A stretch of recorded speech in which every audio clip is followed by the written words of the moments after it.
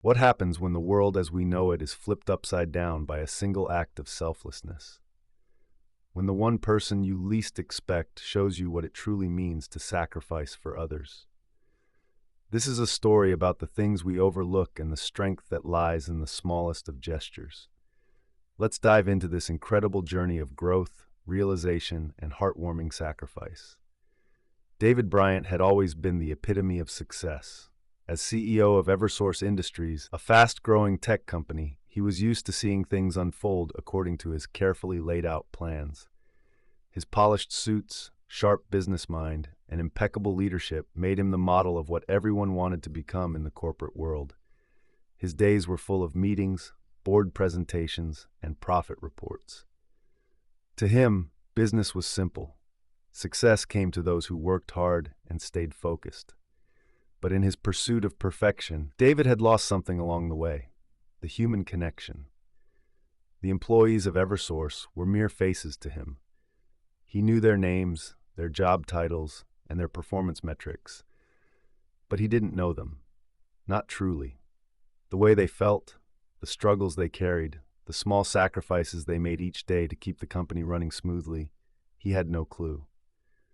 One rainy Thursday afternoon, David was walking through the company headquarters when something unusual caught his eye. There, in the far corner of the building, near the break room, was one of his employees, Marcus Cole.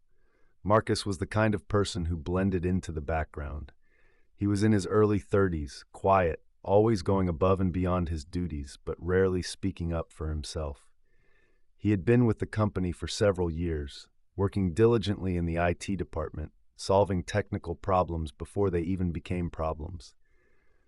That day, though, Marcus was standing near a table, holding an envelope in his hands. David's curiosity got the best of him, and he walked over. "Marcus," David called out, his tone casual but still sharp with authority. Marcus turned, a faint smile appearing on his face as he greeted his boss. "Good afternoon, sir." David noticed the envelope Marcus was holding. It wasn't the usual company paperwork. It was thick, almost like a personal letter, with an official-looking seal on the front. "What's that?" David asked. Marcus hesitated for a moment. He lowered his gaze to the envelope, then back up at David, his smile fading. "It's a letter from home," he replied quietly. I need to send it in today."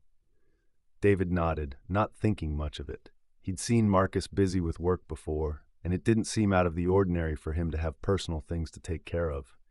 But then, something strange happened. Before David could move on with his day, a soft but distinct voice echoed from the other side of the room.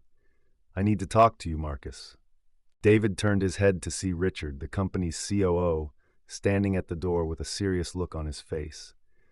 Richard was an imposing figure, always confident and assertive. The two men locked eyes for a brief moment before Richard made his way toward Marcus. David didn't know what to expect, but the conversation that unfolded before him left him speechless. "Is everything okay with you?" Richard asked, his voice unexpectedly gentle. Marcus looked down, his hands gripping the envelope a little tighter. It's my daughter," Marcus said, his voice cracking slightly. "She's been really sick. I've been trying to juggle everything here, but the doctors told me today that I might need to take some time off to be with her." David stood still, trying to process what he was hearing. Marcus had always been the quiet one. He had always seemed like a man who had everything together.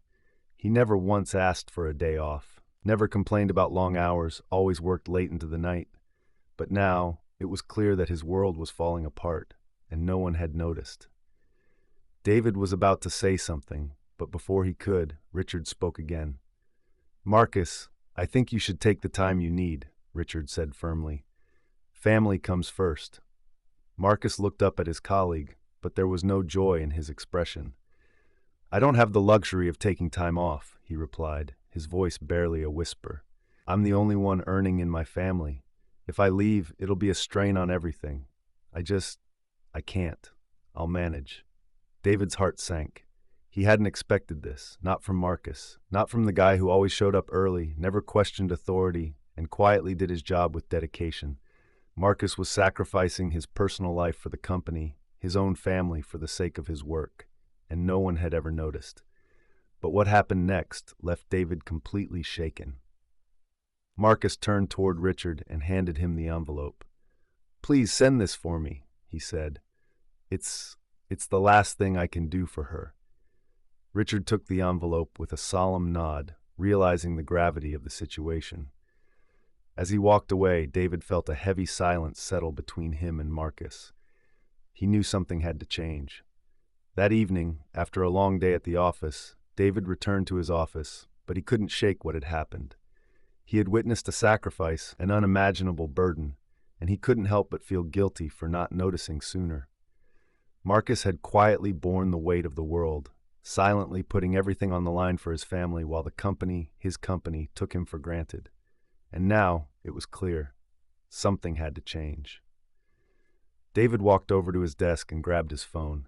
His mind was racing. He knew what he had to do. Without a second thought, he dialed Marcus's number. The phone rang for a few moments before Marcus picked up.